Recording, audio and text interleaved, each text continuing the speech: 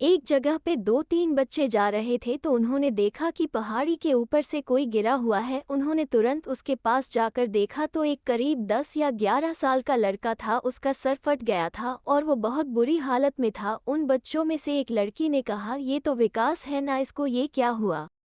पास में खड़े दूसरे लड़के ने कहा, शायद ये पहाड़ी पे चढ़ने कोशिश कर रहा होगा और गिर गया होगा। उसने कहा, जल्दी करो, इसे हाकिम काका पास ले जाना होगा, इसका इलाज वो ही कर सकते हैं।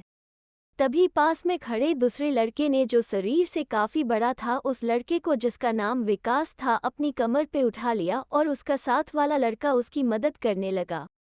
थोड़ी देर में वो विकास को लेकर एक बूढ़े व्यक्ति के पास पहुंचे जिसकी दाढ़ी काफी लंबी थी। उस आदमी के पास पहुंचकर पहले वाली लड़की ने हौंकते हुए कहा, हकीम काका, ये विकास है, ये अपने ही गांव का है, ये पहाड़ी के पास हमें मिला, इसको काफी चोट आई है, आप इसका इलाज कर दीजिए। तब उस बूढ़े व्यक्ति ने विकास को देखते हुए कहा, इसे काफी ज्यादा चोट आई है, मैं इसका उपचार शुरू कर रहा, तुम जाकर इसके परिवार में से किसी को जाकर उसे बुला लाओ। तब उस लड़की ने झुक के कहा, शुक्रिया हाकिम काका, मैं अभी जाकर इसके घर वालों को खबर कर देती हूँ। ये कहने के बाद वो लड़की वहां से चली गई और उसके साथ बाकी बच्चे भी चले गए। उनके जाने के बाद उस बूढ़े व्यक्ति ने घर का गेट बंद कर दिया। फिर वो विकास के पास आकर बैठ गया। उसने तभी अपना हाथ उठाया तो उसके हाथ में एक जेट की बोतल आ गई। उसमें कुछ हरा रंग का तरल पदार्थ था। वो उसने उस लड़के के सर पे लगा दिया, जिससे उसका खून बहना रुक गया। फिर उसने उस लड़के के कपड़े उतारे और उसके बाद उसने अपना हाथ उठाया तो उसके हाथ में नीली कलर को रोशनी आ गई। उसने फिर उस हाथ को उसके पूरे शरीर पे घुमाया, जिससे उसके जख्म भरने लगे। एक कमरा जहाँ पर एक 11 साल की लड़की थी, उसके पीछे एक औरत थी, उसके साथ में एक आदमी था, सामने वहाँ पर एक लड़का था जो कि बिस्तर पे लेटा हुआ था।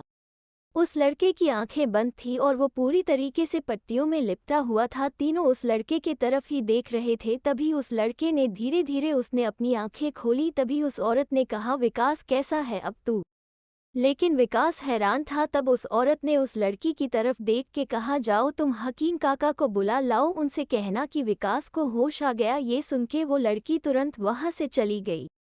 थोड़ी देर में हकीम आ गए, जिनके साथ वो लड़की भी थी जो उन्हें बुलाने गई थी। यह वही हकीम थे जिन्होंने उस लड़के का इलाज किया था। उन्होंने उसके पास आकर कहा, विकास तुम्हें अब कैसा लग रहा है?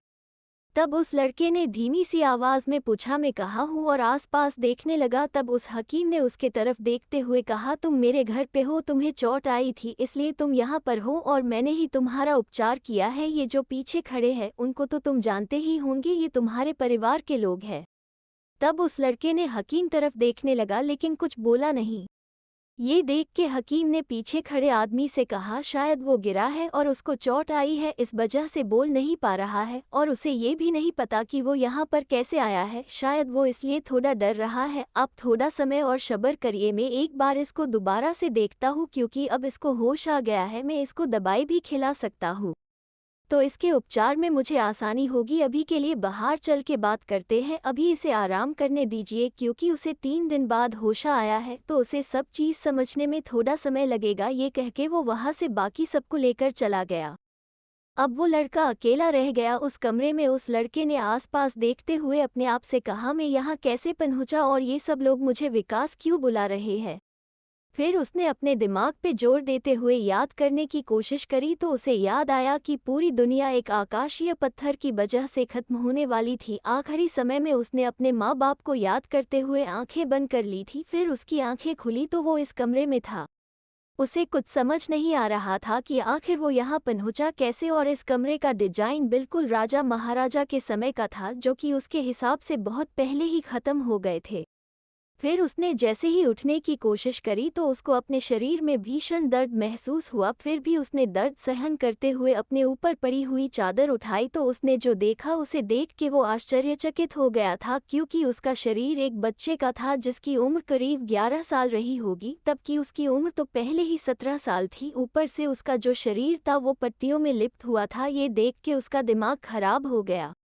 अब थोड़ी देर हो गई थी, अब तक ध्रुव का दिमाग पूरी तरीके से शांत हो गया था। उसने अपने दिमाग में सोचते हुए कहा, शायद तब मैं मरने वाला था तो ये लड़का भी यहाँ पर मर गया होगा, इसलिए तो किसी तरीके से मैं यहाँ पर आ गया और अब मेरी आत्मा इस लड़के के शरीर में है।